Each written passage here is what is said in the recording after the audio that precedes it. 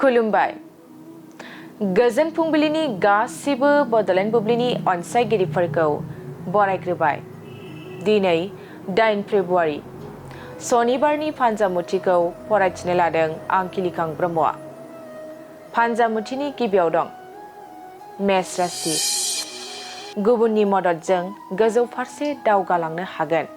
गोसोआ थुलुंगाखांगोन। थांखिया जाफुंसार जागोन। वृष राशि। मोनखानाय मुवाखौ खोमाना लाफिननांगोन। गोसोखौ गाज्रि मोनबाय थागोन। मिथुन राशि। रांखावरि आरजिना लानो हागोन। बेफार फालांगियाव मुलाम्फा गोनां सान जागोन। कर्कट राशि। देहायाव सानाय सुनाय सोमजिनो हागौ। न'आवनो गोग्लैसोना थानो गोनां जागोन। सिंह राशि। न'खराव फिसा मोननायनि आसा दं। गोजोन खुसिनि सान जागोन। कन्या राशि। माबा मोनसे बिबाननि थाखाय सायख'जागोन। गोजौ फारसे दावगालांनो खाबु मोनगोन। तुला राशि। बिसि फिसायनि गेजेराव गोरोन्थि बुजिलायनाय सोमजिगोन। न'खराव गोजोन गैयै जागोन। वृश्चिक राशि। जाब्रबथायजों मोगा मोगि जानो हागौ। जेरावबो ओंखारियानो गाहाम जागोन। धनु राशि। गावनि आंगोजों अनलायना थानो हागोन। रंजा खुसिनि सान जागोन। मकर राशि। नाजानायनि गोथार फिथाइखौ मोनफुंनो हागोन।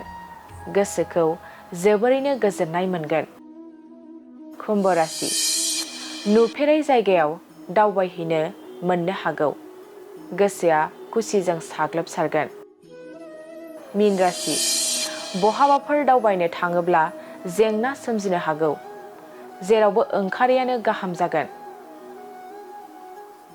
दिनै सानसेनि राशि फरायथिनायाबो एसेनोसै। आसा खालामो नोंथांनि दिनैनि साना मोजाङै मोजां थांगोन बेखौ बड'लेण्ड बुब्लि नखरनिफ्राय मिजिंथिबाय। गोजोन्थों।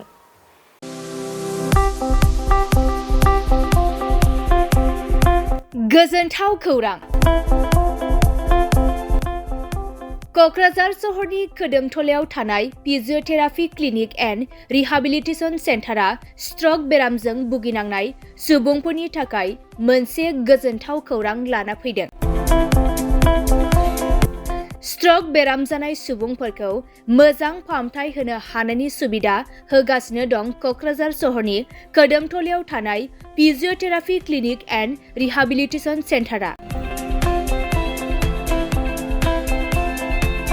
क'क्राझार सहरनि साखाथिनि खोदोमथलायाव थानाय जावा श'रुमजों नांजाबनाय फिजिअथेरापि क्लिनिक एन्ड रिहाबिलिटेसन सेन्टारा रोंगौथि गोनां कनसालटेन्ट फिजिअथेरापि डक्टर शीला बसुमतारीनि सार्भिस होनायाव stroke, sports injury, spondylitis, sciatic pain, joint pain, strain and sprain, frozen shoulder, postural correction, paediatric PT, after surgery, multiple sclerosis, post lung infection, Parkinson's disease, post fractures आरो disc प्रलेप्स आरो slip डिस्कनि बेराम जानायफोरखौ सोखानो हायो।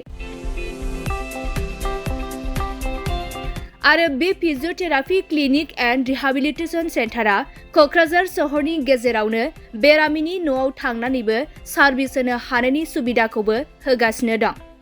जुदि नोंथाङाबो स्ट्रक बेरामजों भुगिनांना दंब्ला थाबैनो क'क्राझार सहरनि खोदोमथलायाव थानाय फिजिअथेरापि क्लिनिक एन्ड रिहाबिलिटेसन सेन्टाराव थांनानै फाहामथायखौ लानो हागोन।